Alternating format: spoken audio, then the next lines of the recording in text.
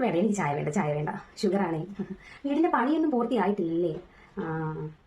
മോളെ നേരിട്ട് കാണാനും ഫോട്ടോയിൽ കാണാനും നല്ല വ്യത്യാസമാണല്ലോ അല്ലേ ഏട്ടാ? ആ, ഫോട്ടോയിൽ കാണാൻ കുറച്ചുകൂടെ നല്ല നിറമുണ്ടായിരുന്നു. ഓ, ഇപ്പൊ പിന്നെ കുറെ ഇതൊക്കെ ഉണ്ടല്ലോ നമ്മുടെ മൊബൈലില്, വെളുത്തവരെ കറുപ്പിക്കാൻ, കറുത്തവരെ വെളുപ്പിക്കാം.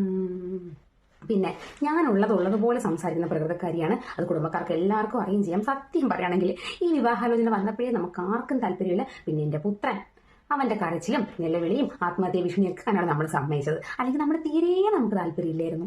ഇതിപ്പോ ഇങ്ങനെ ഒരു പെണ്ണ് കാണേണ്ട ആവശ്യമേ ഇവിടെ ഇല്ല. പയ്യനും പെണ്ണും തമ്മിൽ നേരത്തെ കണ്ടു, അവരെല്ലാം തീരുമാനിച്ചുറപ്പിച്ചതല്ലേ. നമ്മൾ പിന്നെ ഒരു ചടങ്ങെന്ന രീതിയിൽ വന്നു, അത്രേ ഉള്ളൂ. പിന്നെ എന്റെ മോളെ കല്യാണമൊക്കെ കഴിഞ്ഞതാണ്, അറിയാമല്ലോ. അവളെ പ്രേമിച്ചിട്ടുമില്ല, ഒരു പയ്യന്റെ മുഖത്ത് നോക്കിയിട്ടുമില്ല. ഞങ്ങളെ കല്യാണ പ്രായമായപ്പോൾ ഞാനും അവളെ അച്ഛനും ഞങ്ങൾ എല്ലാവരും കൂടി ചേർന്ന് നല്ലൊരു പയ്യനെ കണ്ടുപിടിച്ച് അവൾ അന്തസ്സായിട്ട് ജീവിക്കുന്നു. എന്റെ മോള് പ്രേമിച്ചിരുന്നെങ്കിലും ഞാനതിന് സമ്മതിക്കത്തില്ലായിരുന്നു കേട്ടോ. അയ്യോ, വേണ്ട വേണ്ട വേണ്ട വേണ്ട മീരയുടെ അച്ഛൻ, നമുക്ക് അതിനെക്കുറിച്ച് സംസാരിക്കാൻ താല്പര്യമേ ഇല്ല.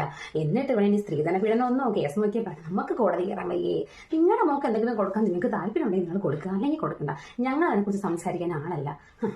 പിന്നെ അറിയാലോ, എന്റെ മോടെ കല്യാണമൊക്കെ നമ്മുടെ നാട് കണ്ട ഏറ്റവും വലിയ കല്യാണമായിരുന്നു. 101 പവൻ സ്വർണ്ണം കൊണ്ടാണ് നമ്മൾ അവിടെ ഇറക്കി വിട്ടത്. വേണ്ട വേണ്ട വേണ്ട, ഞാൻ ഇനി അകത്തോട്ട് വന്നുള്ളത് എന്തോ സംസാരിക്കുകയാണ്. ഇപ്പൊ കണ്ടില്ലേ, അതൊക്കെ മതി. അയ്യോ, അതിനൊക്കെ എന്തെങ്കിലും സമയം കിടക്കില്ലേ മരുമോളെ കാണാനും സംസാരിക്കും. ഇപ്പൊ കണ്ടതൊക്കെ മതി, ധാരാളം. ഇത് മീരയുടെ അനിയത്തി. നിങ്ങൾ രണ്ടുപേരും അമ്മയെ പോലെയാണല്ലേ? അച്ഛൻ നല്ല നിറമുണ്ട്, അമ്മയെ പോലെയല്ല നിങ്ങളൊക്കെ, നിറം കുറവാണല്ലേ?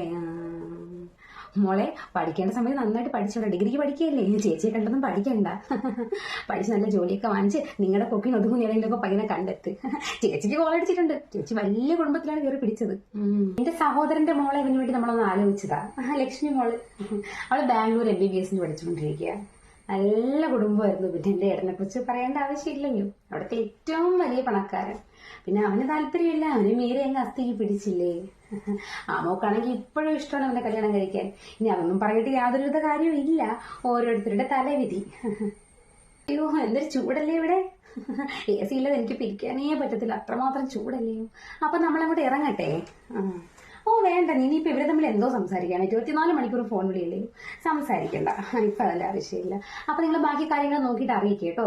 നമ്മള് ബാക്കി ബന്ധുക്കളൊക്കെ കൂട്ടി ഇങ്ങോട്ട് വരാം. ഇനി അവരൊക്കെ എങ്ങനെ പ്രതികരിക്കുമെന്ന് അറിയത്തില്ല ഈ ഒരു ബന്ധത്തിന്റെ കാര്യം പറയാൻ വേണ്ടി. ഏട്ടനൊന്നും വരത്തേ ഇല്ല. അപ്പൊ എന്തായാലും നടക്കട്ടെ.